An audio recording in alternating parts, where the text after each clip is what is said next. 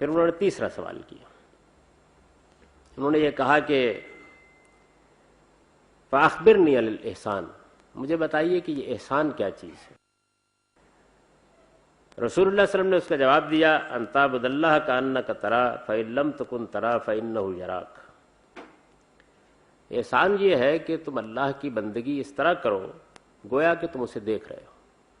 اس لیے کہ اگر تم اسے نہیں دیکھ رہے تو کیا ہوا، وہ تو تمہیں دیکھ رہا ہے۔ یہ میں نے جو اس کا ترجمہ کیا یہی عربیت کی روح سے اس کا صحیح ترجمہ ہے۔ عام طور پر لوگ یہ خیال کرتے ہیں کہ اس میں احسان کے دو درجے بیان کیے گئے ہیں، ایک یہ درجہ بیان کیا گیا ہے کہ آدمی اللہ کو دیکھ رہا ہے، اور ایک یہ کہ چلیے دوسرے درجے پر وہ آ کر کھڑا ہو گیا ہے کہ کم سے کم اللہ اسے دیکھ رہا ہے، اس کا اس کو شعور ہے۔ تو یہ ترجمے کی غلطی ہے، اس میں ایسی بات نہیں بیان ہوئی،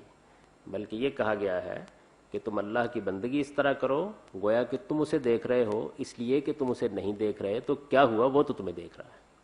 یعنی پہلی بات ہی کے اوپر استدلال قائم کیا گیا ہے دوسرے جملے میں۔ تو ایک تو یہ بات واضح طور پہ سمجھ لینی چاہیے۔ دوسرے یہ کہ یہ جو احسان کا لفظ ہے اس کو عام طور پر لوگ یہ خیال کرتے ہیں کہ یہ کوئی حدیث میں آنے والی اصطلاح ہے، اور پھر نہ صرف یہ کہ اس اصطلاح کو یہاں سے اخذ کرتے ہیں بلکہ اس پر ایک پورے فلسفے کی بنیاد بھی رکھ لیتے ہیں۔ قرآن مجید کو اگر آپ پڑھیں تو جگہ جگہ قرآن مجید نے یہ تعبیر اختیار کی ہے کہ کسی شخص کا عمل بھی اس کے بغیر مقبول نہیں ہے۔ جگہ جگہ یہ تعبیر اختیار کی ہے کہ انسان سے جو چیز مطلوب ہے وہ یہ ہے کہ وہ اپنے علم اور عمل میں بہترین رویہ اختیار کرے۔ عربی زبان میں احسان کا مطلب ہے بہترین رویہ اختیار کرنا، کسی چیز کو بہت اچھے طریقے سے کرنا، کسی چیز کو اس طرح انجام دینا کہ وہ اپنی روح اور اپنے قالب دونوں کے لحاظ سے پوری طرح ادا ہو جائے۔ اس کو عربی زبان میں آپ لفظ احسان سے تعبیر کر سکتے ہیں۔ یہ دین کا بنیادی مطالبہ ہے۔ اس کی وجہ یہ ہے کہ جب تک آدمی کے اندر یہ احساس اور شعور نہ ہو کہ وہ جس کام کو کرنے کے لیے جا رہا ہے اس کو اسے اچھے طریقے سے کرنا چاہیے، صحیح نیت کے ساتھ کرنا چاہیے، صحیح احساس کے ساتھ کرنا چاہیے، صحیح شعور کے ساتھ کرنا چاہیے، اس وقت تک تو کوئی بیمانی ایکسرسائز ہے، اس کی کوئی حیثیت نہیں۔ تو یوں نہیں ہے کہ دین میں کسی عمل کے کچھ درجات ہیں جن میں آخری درجہ احسان ہے، نہیں، دین میں ہر عمل کے لیے اصل مطالبہ یہی ہے کہ وہ ایسے کیا جانا چاہیے۔ جب آدمی اس عمل کو اس طریقے سے نہیں کرتا تو اس کے عمل میں نقص واقع ہوتا ہے، اور پھر دوسرے یا تیسرے یا چوتھے درجات اصل میں ناقص ہیں۔ جو چیز اصل مطلوب ہے وہ یہی ہے کہ آدمی اس طرح سے خدا کی بندگی کرے، اس طرح سے خدا کی عبادت کرے، اس طرح سے اس کے حکموں پر عمل کرے کہ گویا وہ یہ سمجھتا ہے کہ میرا ایک سمیع و بصیر خداوند ہے، اور وہ خداوند ایک ایسی ہستی ہے کہ وہ گویا میرے سامنے موجود ہے اور میں اس کے سامنے یہ عمل کر رہا ہوں۔ اسی احساس کے ساتھ آدمی نماز پڑھتا ہے تو نماز ہے، اسی احساس کے ساتھ خدا کی راہ میں انفاق کرتا ہے تو یہ انفاق ہے، اسی احساس کے ساتھ زندگی کے باقی معاملات کرتا ہے تو یہ حقیقی معاملات ہوتے ہیں۔ اس سے اگر کوئی مختلف جگہ ہے تو وہ اصل میں ریا ہے، وہ پھر دکھاوا ہے، وہ نمائش ہے، وہ غفلت ہے۔ ورنہ بندہ مومن اس معاملے میں کسی موقع کے اوپر غیر متنبع تو ہو سکتا ہے، وہ اگر حقیقی مومن ہے تو اس احساس کے بغیر عمل کر نہیں سکتا، یعنی اسی احساس کے ساتھ کرے گا کہ میرا مالک میرے سامنے موجود ہے، میں اس کو دیکھ رہا ہوں۔ اور یہ چیز جو ہے یہ ظاہر بات ہے کہ اس کو خدا کی حضوری کا احساس دلانے کے لیے کہی گئی ہے، اس لیے کہ ہم جس امتحان میں ڈالے گئے ہیں اس میں خدا کو آنکھوں سے تو نہیں دیکھتے،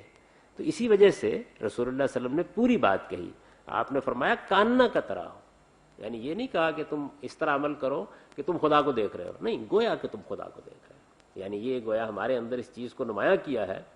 کہ جب تم دین پر عمل کرتے ہو تو کس کی ہدایت پر کر رہے ہو، کس کی خوشنودی کے لیے کر رہے ہو، وہ جو سمیع بھی ہے، وہ جو بصیر بھی ہے، وہ جو علیم بھی ہے، جو دلوں کے حال سے واقف ہے، جو نیتوں کو جانتا ہے، محرکات کو جانتا ہے، جس سے کوئی چیز چھپی ہوئی نہیں ہے، تو کیا تم یہ سمجھتے ہو کہ اس کو دھوکہ دے لو گے، اس کو فریب دے لو گے، اس کے سامنے کوئی معاملہ کرو گے اور پھر یہ کہہ کے بچ جاؤ گے کہ میں نے تو یہ اس پہلو سے کیا تھا اور اس پہلو سے کیا تھا؟ جس نیت سے کرو گے وہ اس کو بھی جانتا ہے، جن محرکات کے تحت کرو گے وہ اس کو بھی جانتا ہے، جس طریقے سے کرو گے اس کو بھی جانتا ہے، خلوت میں کرو گے اس کو بھی جانتا ہے، جلوت میں کرو گے اس کو بھی جانتا ہے۔ یہ چیز ہے جس کو حضور نے واضح کیا، گویا یہ بتایا کہ اسلام اور ایمان دونوں کے تقاضے پورے نہیں کیے جا سکتے اگر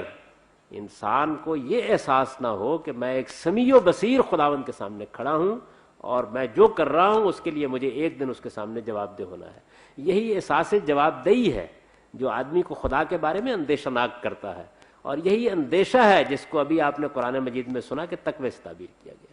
یعنی انسان خدا سے ڈرنے والا ہوتا ہے, اسے یہ احساس رہتا ہے ہر وقت کہ میں اگر رشوت لے رہا ہوں تو میرا خدا مجھے دیکھ رہا ہے, ظلم کر رہا ہوں تو میرا خدا مجھے دیکھ رہا ہے, لوگوں کے ساتھ بے انصافی کر رہا ہوں تو میرا خدا مجھے دیکھ رہا ہے, کسی کا حق مار رہا ہوں تو میرا خدا مجھے دیکھ رہا ہے, کسی کے خلاف حسد میں مبتلا ہوں تو میرا خدا مجھے دیکھ رہا ہے, کینے کا اظہار کر رہا ہوں تو میرا خدا مجھے دیکھ رہا ہے, اگر کوئی فیصلہ غلط کر رہا ہوں اور جانتے بوجھتے کر رہا ہوں تو میرا خداوند اس پر نگران ہے اور میں اس سے کوئی چیز چھپا نہیں سکتا. یہ چیز ہے جو آدمی کو حقیقی مومن بناتی ہے. تو اسی کا جواب دیا ہے رسول اللہ صلی اللہ علیہ وسلم نے کہ دین میں جو چیز مطلوب ہے وہ صرف یہ نہیں ہے کہ ماننے کی کچھ چیزیں جن کو مان کر ایک طرف رکھ دو اور کرنے کی کچھ چیزیں ہیں جن کو کسی نہ کسی طریقے سے کر کے فارغ ہو جاؤ, بلکہ اس میں اصل چیز جو مطلوب ہے وہ یہ ہے کہ یہ کام احسان کے ساتھ کیے جائیں, عربی زبان کی تعبیر میں یعنی خوبکاری کے ساتھ کیے جائیں, ان کے تمام اجزاء کو ملحوظ رکھ کے کیا جائے اور اپنے آپ کو اللہ تعالیٰ کے سامنے جواب دہ سمجھ کر کیا جائے. اس بات کو سمجھانے کے لیے آپ نے یہ تعبیر اختیار کی کہ خدا کی بندگی, خدا کی پرستش, خدا کی عبادت, خدا کی اطاعت اس طرح سے کی جائے کاننا کا طرح ہو,